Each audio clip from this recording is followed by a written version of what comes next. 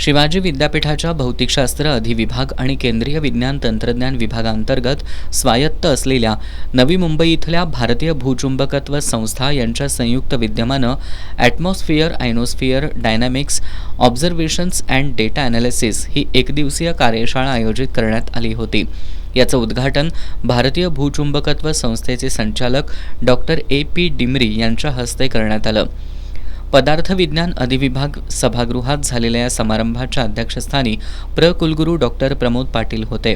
यावेळी बोलताना doctor A.P. Dimri यांनी गेल्या 2 दिवसात शिवाजी विद्यापीठातील MF रडार सुविधा आणि पन्हाळा इथल्या विद्यापीठाच्या अवकाश केंद्राची पाहणी केली असल्याचं सांगितलं। या सुविधा अद्ययावत असून त्याद्वारे अतिशय उत्तम दर्जाचं माहिती संकलन या दोन्ही ठिकाणी होतंय।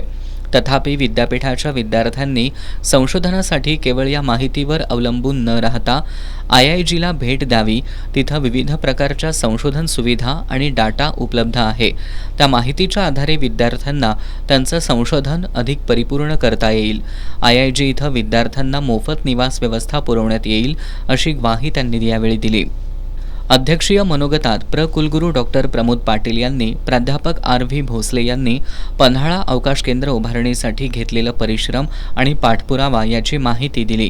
यावेळी पदार्थ विज्ञान अधिविभागाचे प्रमुख doctor Rajendra Sonkawade, doctor Rajiv Bhatkar, doctor A.V. Moholekar, doctor Mansing Takale, doctor Nilesh Tarwal, doctor Satyajit Patil, doctor Siba Das, doctor Vijay Kumbhar, doctor Maqsood Waikar आदी उपस्थित होते।